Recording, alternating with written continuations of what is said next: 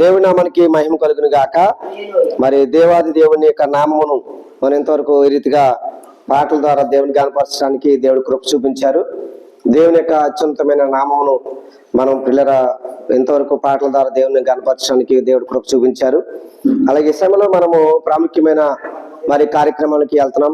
కార్యక్రమాల విషయాల్లోకి మనం వెళ్తున్నాం కనుక దేవుడే తన ఉన్నతమైన ప్రేమ చేత, దేవుడు తన వాక్యం చేత మనం దేవుని వాక్యాన్ని చాలా శ్రద్ధగా విని దేవుని నామమును కనపరచుకుందాం. దేవుడికి స్తోత్రం కలుగును గాక. హల్లెలూయా, హల్లెలూయా, హల్లెలూయా, హల్లెలూయా. మరి ఈ సభలో దేవుని వాక్యానికి ప్రకటన గ్రంథము 2వ అధ్యాయము 5-6 వచనాల్ని చదువుకుందాం. ప్రియులరా, నీవు ఏ స్థితిలో నుండి పడిపోతువో అది జ్ఞాపకం చేసుకుని మారు మనసు పొంది ఆ మొదటి క్రియలను చెయ్యము. అట్లు చేసి నీవు మారు మనసు పొందితేనే సరి. లేని ఎడల నేను నీ ఎద్దకు వచ్చి నీ దీపస్తంభమును దాని నోట నుండి తీసివేతును. అయితే ఈ ఒకటి నీలో ఉన్నది, నికోలయితుల క్రియలను ద్వేషించుచున్నావు, నేను కూడా వీటిని ద్వేషించుచున్నాను. దేవుడి పరిశుద్ధ వాక్యం మన వినికిడిలో దీవించినట్లుగా చిన్న ప్రార్థన చేసుకుందాం. ప్రియులరా, హల్లెలూయా. స్తోత్రం, స్తోత్రం తండ్రి, పరిశుద్ధుడా, ప్రేమగల తండ్రి, కృపగల యేసయ్యా, మీ ఘనమైన నామమునకు వందనాలు చెల్లిస్తున్నామయ్యా. దయ చూపించే తండ్రి, ఆదరించే దేవా, ఇదిగో నీ బలమైన ప్రేమ చేత మరి తండ్రి, ఇదిగో ఈ పునరుద్ధానం నాడు నీ పరిశుద్ధ నామమును ఆరాధించడానికి, పూజించడానికి, ప్రభువా గణపరచడానికి, నీ నామమును గొప్ప చేటుకు అల్పులమైన మమ్మల్ని మీరు ప్రేమించారు, ఏర్పాటు చేసుకున్నందుకు వందనాలయ్యా. ఏమి రుణం తెచ్చుకోలేం తండ్రి, నీకు స్తోత్రాలు ప్రభా. దయచేసి నాయన ఇదిగో నీ దేశుడు, నీ దాసుడు, నేను నిష్ప్రయోజకుడును ప్రభా, పనికిమాలంటూ వాడిని ఎందుకు పనికిరంటే నన్ను ప్రభా ప్రేమించి నీ సిలువ చాటును ప్రభా తండ్రి, నీ సిలువ రక్త ప్రభావం చేత నన్ను ప్రభా నీ పాద సన్నిధిలో నిలబడడానికి ప్రభా నేను ఇదేనా నీ సన్నిధానంలో నిలబడి ప్రభా నీ వాక్యం వివరించడానికి ప్రభా నేను ఉపక్రమిస్తుండగా దయచేసి నీ దాసును బలహీనతలను క్షమించండి. నీ సిలుచాడి నన్ను మరుగు చేసుకుని ప్రభా నీ విలువైన ప్రభా తండ్రి ప్రేమ చేత నాతో మాట్లాడు ప్రభా. అందరితోనూ మాట్లాడండి, నాకు కనబడి మా అందరికీ కనబడండి. సమస్తము ప్రభా ఘనత మహిమ ప్రభా మీరు ఆరోపించుకోమని ఏ సేవను ప్రార్థిస్తున్నాము తండ్రి, ఆమేన్. ప్రభునందు నాకు ఇచ్చంత ప్రియులరా, చదువుకున్న లేఖనం భాగంలో నికోలయిత దేవుడు మరి ద్వేషిస్తా ఉన్నాడంట. దేని ద్వేషిస్తున్నాడంటే, నికోలయితుల క్రియలు నువ్వు ద్వేషిస్తున్నావు కాబట్టి నేను కూడా ద్వేషిస్తున్నానని అక్కడ ఉన్న సంఘానికి, ఎఫెసులో ఉన్న సంఘంతో మాట్లాడుతున్నాడు. దేవుడికి స్తోత్రం. ఇప్పుడు ఇంతకీ నికోలయిత అనేది అంటే ఏంటంటే మనం నేర్చుకోవాలి. నికోలయిత అని అంటే ఏంటంటే, ఇది ఒక రకమైన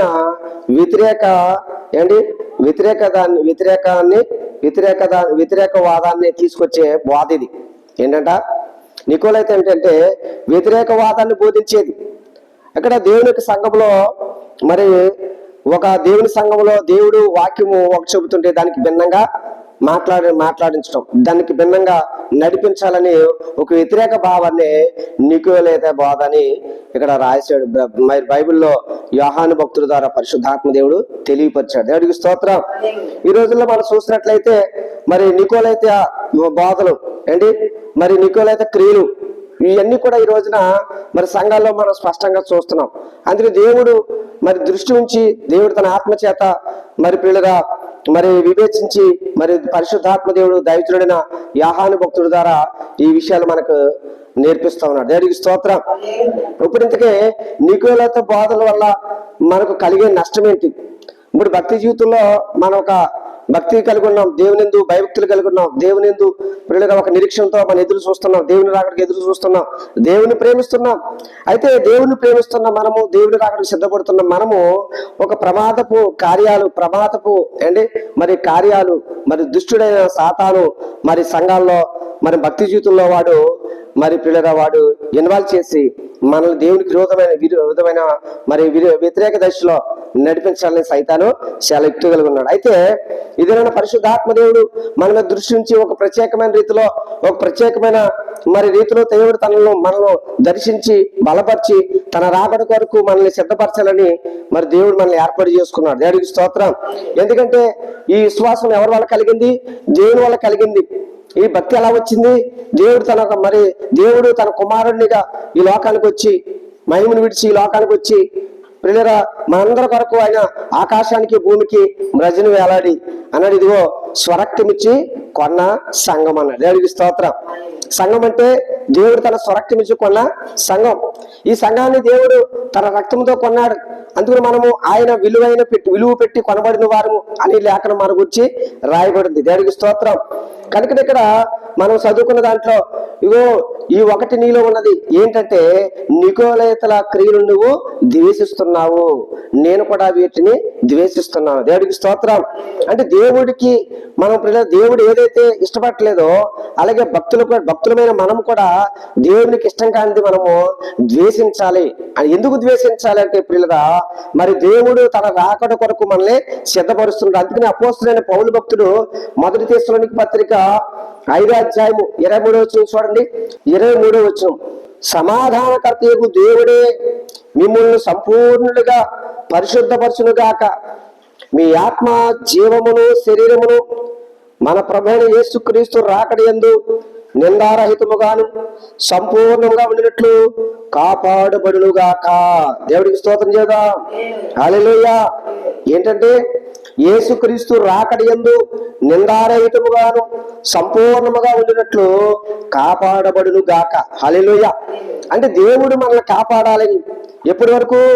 ప్రభు రాకడికి దేవుడు మనల్ని సిద్ధపరుస్తున్నాడు గనక ప్రభు రాకడలో మనం ఎలా ఉండాలి? నిందారహితముగా ఉండాలి. ఎలా ఉండాలంట? నిందారహితముగా ఉండాలి, సంపూర్ణముగా ఉండినట్లుగా ఉండినట్లు కాపాడబడును గాక అన్నాడు. దేవుడికి స్తోత్రం కలిగిన గాక. హల్లెలూయా. ఎందుకంటే అక్కడ సమాధానకర్తయగు దేవుడే మిమ్మును సంపూర్ణముగా పరిశుద్ధుని గాకంటూ మీ ఆత్మయు జీవమును శరీరమును మన ప్రభువైన యేసుక్రీస్తు రాకడ యందు నిందారహితముగాను సంపూర్ణంగా ఉండినట్లు కాపాడబడును గాక. హల్లెలూయా. ఎందుకంటే మన పిల్లగా మరి దేవుడు తన యొక్క బిడ్డలు అన్నాడు, ఇశ్రాయేలు కాపాడేవాడు కునుకుడు నిద్రపోడని వాక్యంలో రాయబడింది. దేవుడికి స్తోత్రం. దేవుడు మనల్ని కాపాడేవాడు అండి. మరి ఆయన కునుకుడు నిద్రపోడు, నీ పాదములు త్రుట్టిల్లనీయుడు అని లేఖనంలో రాయబడింది.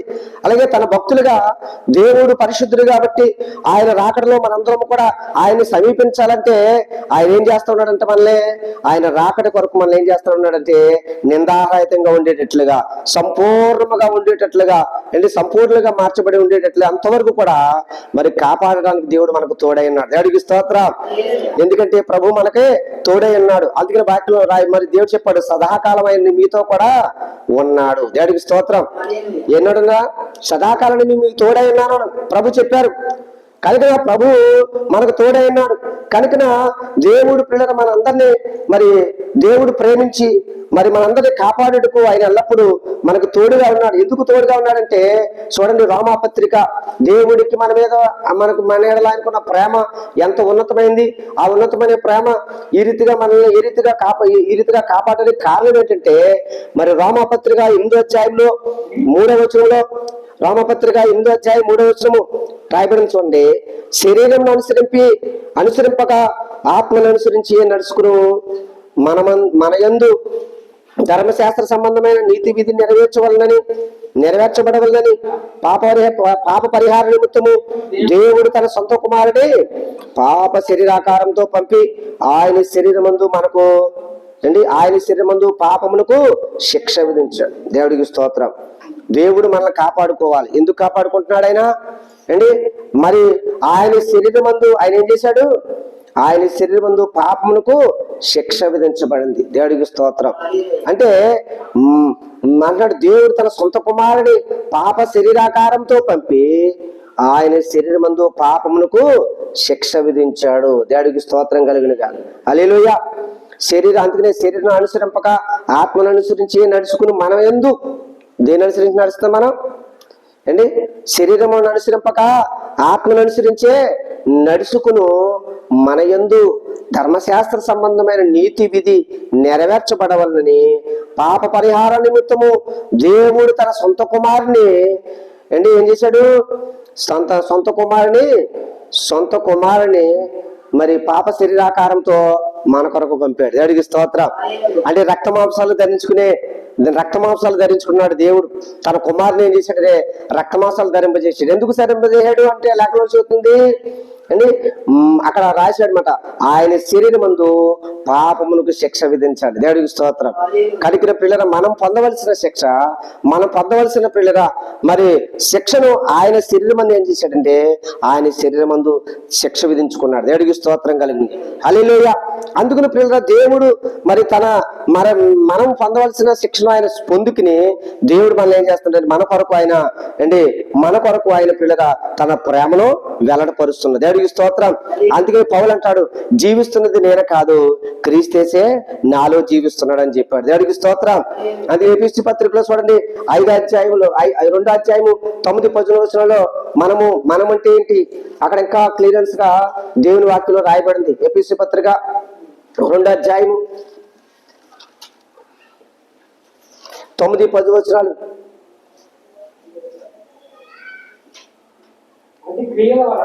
అది క్రియల వలన కలిగినది కాదు గనుక ఎవడను అతిశయపడి వీడి లేదు. మరియు వాటి యందు మనము నడుచుకుని వలనని దేవుడు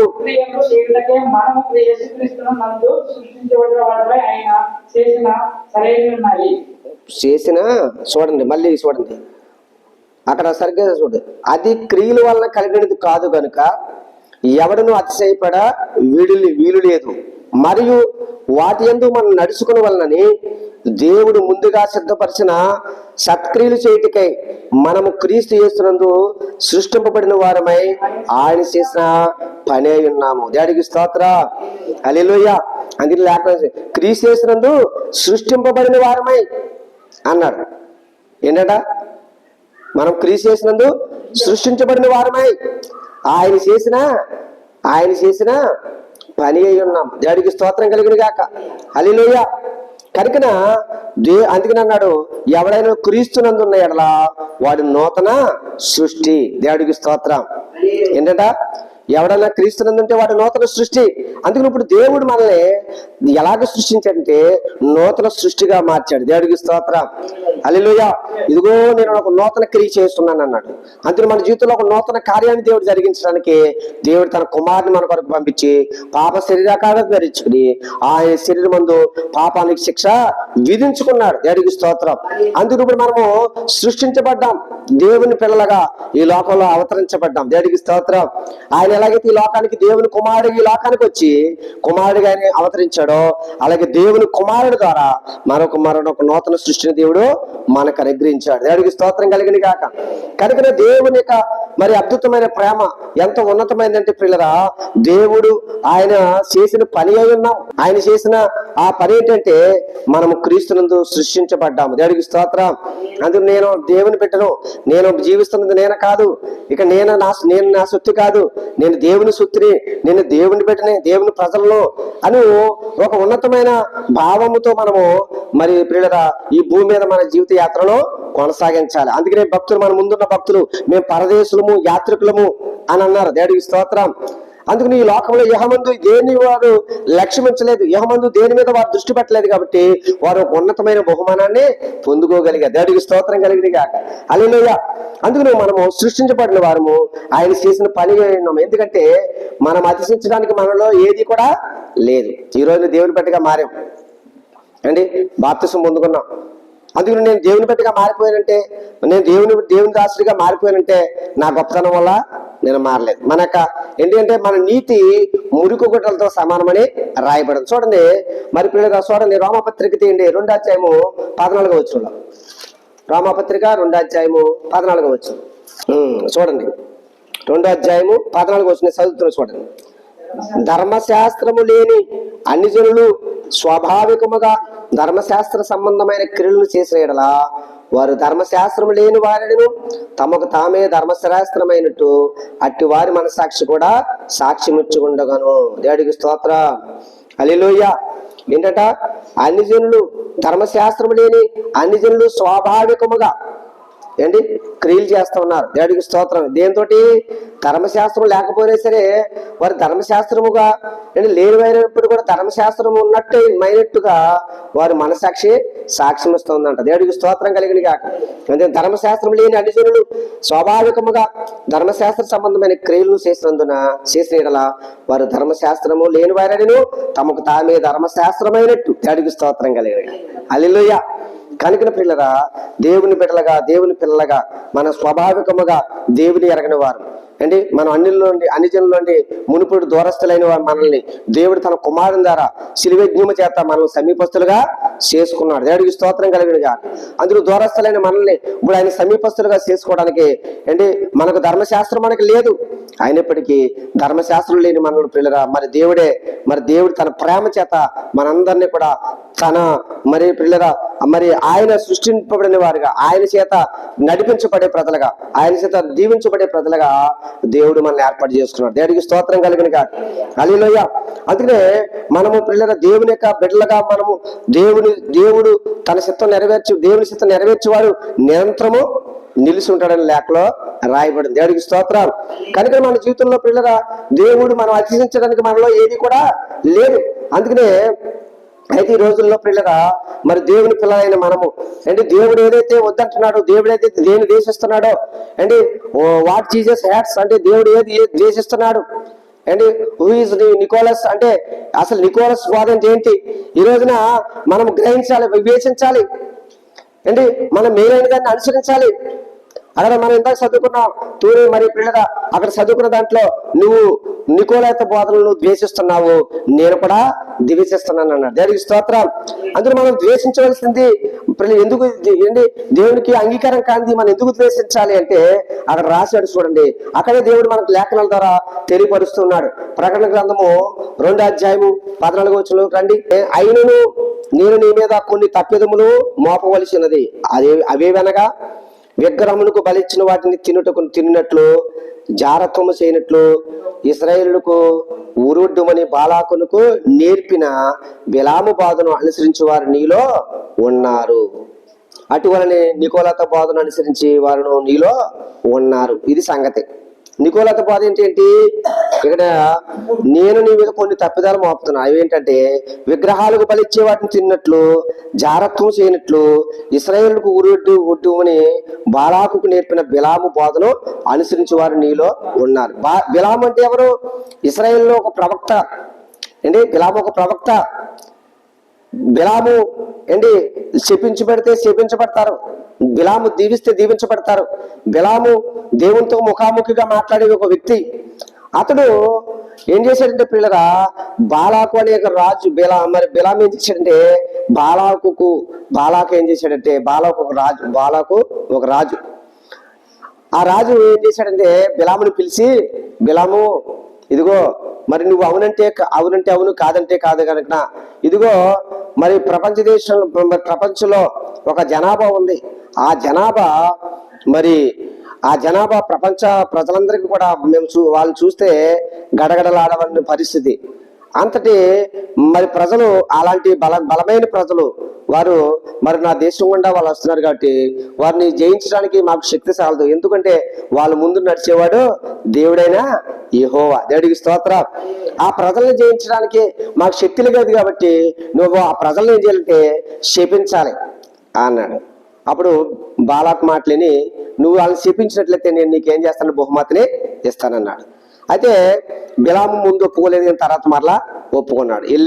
వెళ్ళిన తర్వాత ఇశ్రాయేల్ ప్రజలను చూసినప్పుడు ఇశ్రాయేల్ ప్రజల గురించి ఏం ప్రవచనం ఎత్తాడు? దేవుడు చెప్పాడు, ఇదిగో నీ నోటంట కాని మాట వస్తే మాత్రం నువ్వు బ్రతకం అని చెప్పాడు. అయితే వెళ్ళాడు. శాపానికి బదులుగా దీవుని వచ్చినమే బిలాము నోట వచ్చింది. దేవుడికి స్తోత్రం. బాలాకు కోపం వచ్చింది. అదేంటి అలా చేసావంటే అప్పుడు బిలాము ఏం చేశాడంటే బాలాకు ఒక దుష్టమైన ఆలోచన చెప్పాడు. దేవుని ప్రజలు శపించబడాలి, దేవుని ప్రజలు శపించబడాలంటే, దేవుడు వారిని ద్వేషించాలంటే, దేవుడు వారిని సేదరించుకోవాలంటే, దేవుడు ప్రజలను అసహించుకోవాలంటే అసహ్యమైన కార్యాలని మనం డైరెక్ట్గా వాళ్ళని ఎదుర్కోలేం, కానీ అసహ్యమైన కార్యాలు చేసే విధంగా వాళ్ళని ప్రేరేపించాలి అని బాలాకుకి ఏం చేశాడంటే బిలాము ఒక ఆలోచన చెప్పాడు. అదే ఇంకో నీ ప్రజలను తీసుకెళ్ళి మీ ఆడపిల్లని తీసుకెళ్ళి వాళ్ళకే పెళ్లి చేసేయండి, ఎందుకంటే అన్ని జనులు ఎవరు కూడా మరి చేసుకోవద్దని దేవుడు చెప్పాడు. ఏం చెప్పాడు? అన్ని జనులు ఎవరు కూడా చేసుకోవద్దు అని చెప్పాడు. కనుక మీరు తీసుకెళ్ళి మీ పిల్లల్ని వాళ్ళకి ఇచ్చినట్లయితే, వాళ్ళని మోహించినట్లయితే ఆటోమేటిక్గా దేవుడికి వాళ్ళే విరోధులైపోతారు. ఆ రీతికి వ్యభిచారం ప్రేరేపించాడు అన్నమాట. వాళ్ళతోటి ప్రేరేపించినప్పుడు మరి బిలాము ఒక తప్పుడు ఆలోచన ద్వారా మరి ఇశ్రాయేల్ ప్రజల తర్వాత మరి చాలా విధాలుగా వాళ్ళు బాధించబడ్డారు, దేవుని చేత ద్వేషించబడ్డారు, దేవుని చేత తృణీకరించబడ్డారు. అనేక మంది మరి పొడవబడ్డారు, అనేక మంది శిక్షకు దేవుని కోపాగ్నికి లోనైపోయారు. ఈ రోజుల్లో సాయితాను కూడా చాలా యుక్తుగా వ్యూహాలతోటి ఈ రోజున ప్రవక్తలని చెప్పుకుని, దేవుని సేవకులమని చెప్పుకుని మరి పిల్లల సాయితాను చాలా విధాలుగా సంఘాన్ని తప్పుడు బాధలతో, తప్పుడు సిద్ధాంతాలతోటి, తప్పుడు పిల్లల మరి తలంపులను, ఉద్దేశాలను ప్రకటించి ప్రజలను మరి పిల్లగా సంపూర్ణంగా ఉండినట్లుగా, దేవుని రాకడకు నిందారతులుగా ఉండుకున్నట్లుగా సైతాను మరి పిల్లలు చాలా మందిని రీతిగా బిలాము ఎలాగైతే ప్రేరేపించాడో అలాగే ఈరోజు చాలా మంది ప్రేరేపిస్తున్నా. పర్వాలేదు విగ్రహారాధన గారు తినేయండి, ఏమవదో, ప్రార్థన చేసి తినేయండి అంటున్నాడు. ఏంటంట? బలిచ్చే వాటిని తినేయండి అని చెబుతున్నాడు. ఇక్కడ దేవుడు ఏం చెబుతున్నాడు? విగ్రహాలకు బలిచ్చే వాటిని మరి తినట్లు, జాగ్రత్త చేయనట్లు ఇశ్రాయేలుకు ఉరియొడ్డుమని బాలాకు నేర్పిన బిలాము బోధను అనుసరించి ఏం వడ్డారంట? ఇశ్రాయేలుకు ఉరి వడ్డాడు. ఉరి వడ్డీ అంటే ఆ ఉరి వడ్డీ అంటే ఆ బోను వడ్డీ, ఆ బోనులో ప్రజలందరినీ కూడా బంధించడానికి ఈ రోజున బిలాము అంటే నికోలస్ బాధలు, సంఘాల్లో నికోలతుల బాధలు వస్తూ ఉన్నాయి. కాబట్టి పిల్లగా మనము ఇంకా చూసుకున్నట్లయితే అందుకని ఇలాంటి వారి మీద దేవుని రాకడకు పిల్లగా ఏం జరుగుతుందో తెలుసా? పేతురు భక్తుడు చెప్పాడు. చూడండి, పేతురు రాసిన పత్రిక 2వ పత్రికలో 2వ అధ్యాయము 6-7 వచనాలు చూడండి. అక్కడ రాశాడు, మరియు ఆయన సొదొమ గొమొర్రాలను పట్టణములను భస్మం చేసి ముందుకు భక్తిహీనులకు వారికి వాటిని దృష్టాంతములుగా ఉంచుటకే వాటిని నాశనం విధించి దుర్మార్గుల కామ వికారయుక్తమైన నడవడి చేత బహు బాధపడిన నీతిమంతుడగు లోతును తప్పించు. దేవుడికి స్తోత్రం కలిగిన గాక. హల్లెలూయా. భక్తిహీనులను పట్టణాలు ఏం చేశాడు? దేవుడు భస్మం చేశాడు. నీతిమంతుడైన లోతును ఏం చేయడు? తప్పించాడు. దేవుడికి స్తోత్రం. భక్తిహీనతను ప్రేరేపించే బాధలు ఈ దినాల్లో. ఆ రోజున లోతు సొదొమ పట్టణంలో ఉన్నాడు. సొదొమ పట్టణం అంతా కామ వికారయుక్తులతో నిండిపోయారు. మరి కామ వికారయుక్తమైన నడవడి చేత మరి చాలా మంది బంధించబడ్డారు. అయితే లోతు మాత్రం ఏం చేసేవాడంట?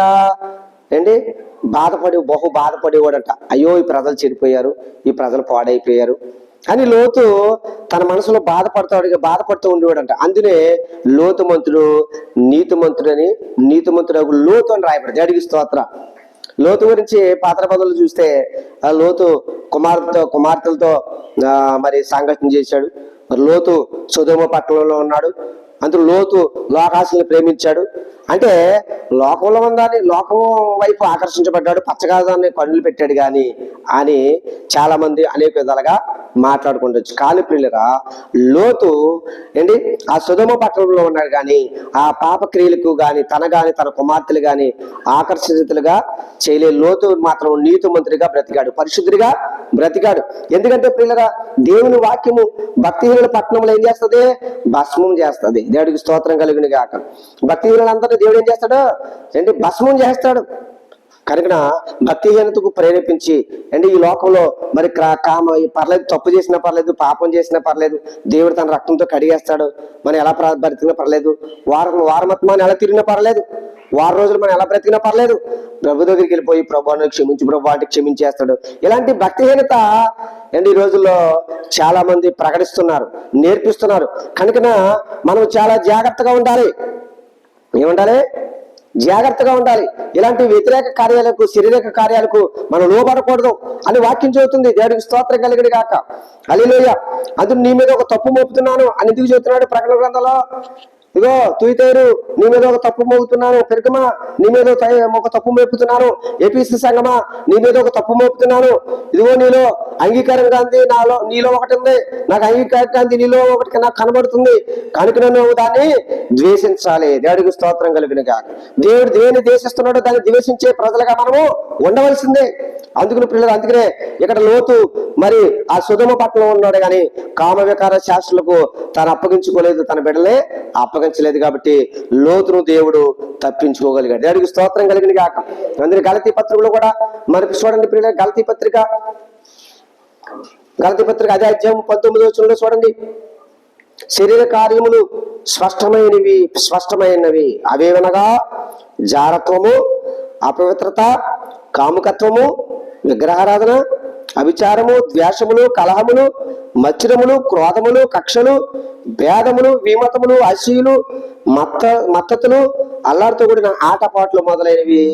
వీటిని గురించి నేను మునుపు చెప్పిన ప్రకారము ఇటు వాటిని చేయువారు దేవుని రాజ్యమును స్వతంత్రించుకోనరేరని మీతో స్పష్టముగా చెప్పుతున్నాను. ఏంటంట? శరీర కార్యాలు. ఇలాంటి వారు దేవుని రాజ్యాన్ని స్వతంత్రించుకోలేరు.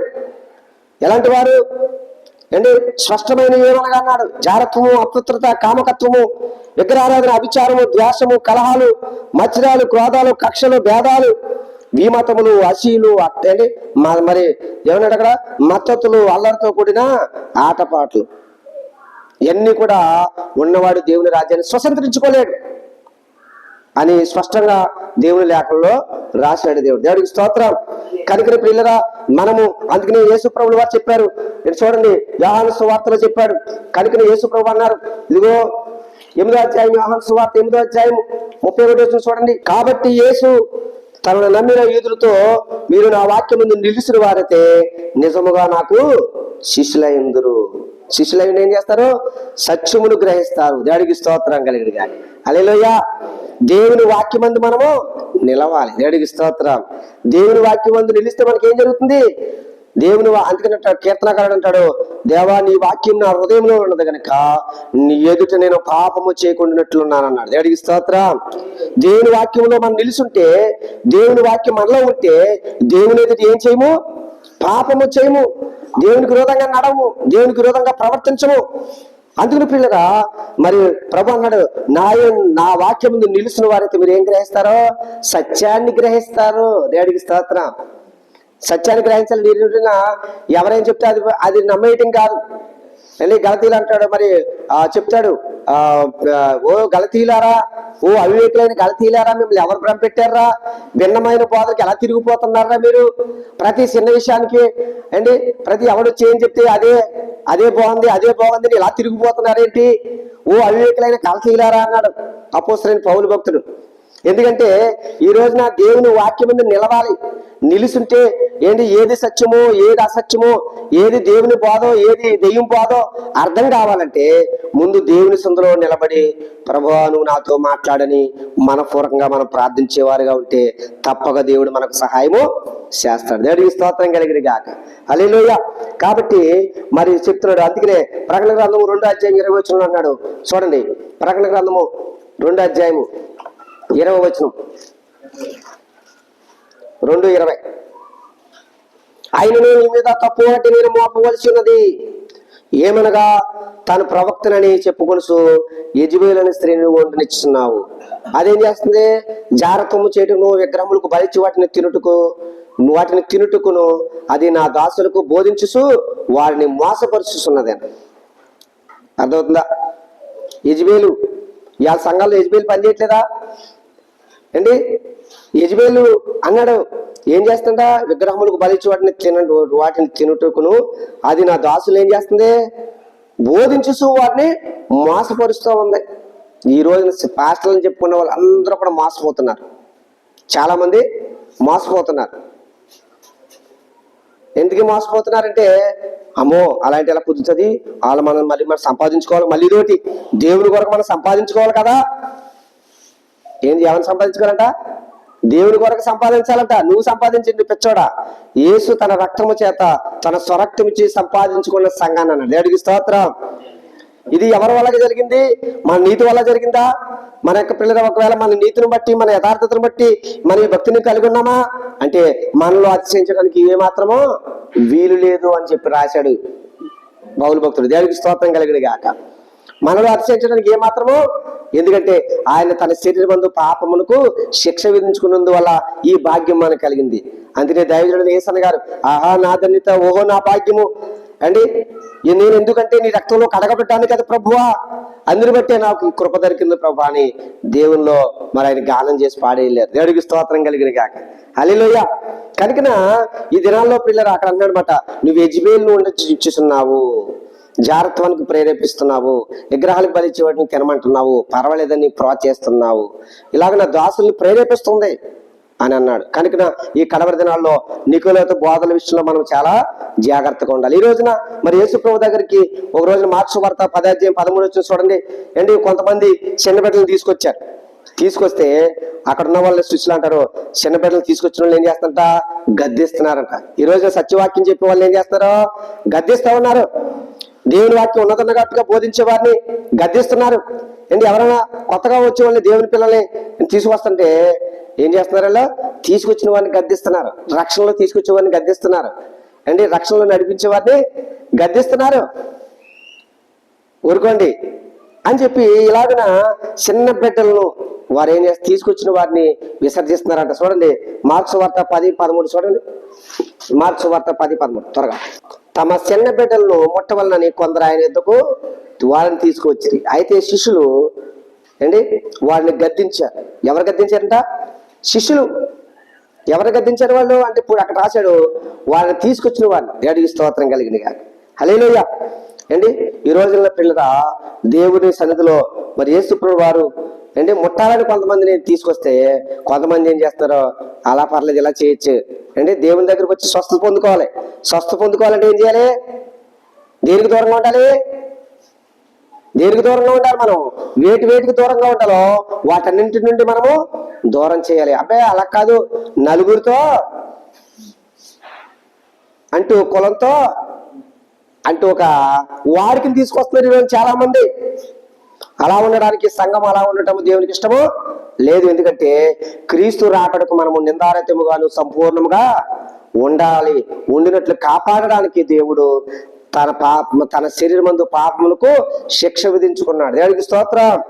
అందుకని పిల్లరా ప్రభు చెప్పాడు, ఇదిగో సమస్త జనులు నాకేం చేయాలి, మీరు శిష్యులుగా చేయండి అని చెప్పాడు. దేవుడికి స్తోత్రం కలిగిన గాక. అందులో బిలాము బోధంటే విగ్రహాలకు బలిచ్చే వాటిని తినటము, జారత్వము చేయటం, ప్రేరేపించటం అంట బిలాము బోధంటే. అలాగే యెజబేలు బోధ ఏంటంటే జారత్వము చేయటకును, విగ్రహాలకు బలిచ్చే వాటిని తినుటకు దేవుని దాసులకు బోధించు వారిని మోసపరచటం. దీన్నే నికోలయిత బోధలు అని బైబిల్లో రాయించాడు. ఇంకా 4 ప్రసంగాలు ఉన్నాయి దీని మీద. దేవుడికి స్తోత్రం కలిగిరిగా. హల్లెలూయా. అందులో దేవుని సన్నిధిలో పిల్లరా దేవుని బిడ్డలుగా దేవుడు మనల్ని ప్రేమించాడు. దేవుడు తన రాకడ కొరకు మనం సిద్ధపరుస్తున్నాడు. సిద్ధపరచడానికి దేవుడు తన వాక్యం మనకి ఇచ్చాడు. అందులో మనం దేవుని మీద దృష్టి పెట్టి దేవుని వాక్యం మీద దృష్టి పెట్టినట్లయితే మనము దేవునికి ఏదైతే ఇక్కడ అంటాడో, నీ మీద నేను ఒక తప్పు మోపుతున్నాను, ఆ తప్పు నీలో ఉండడానికి లేదు.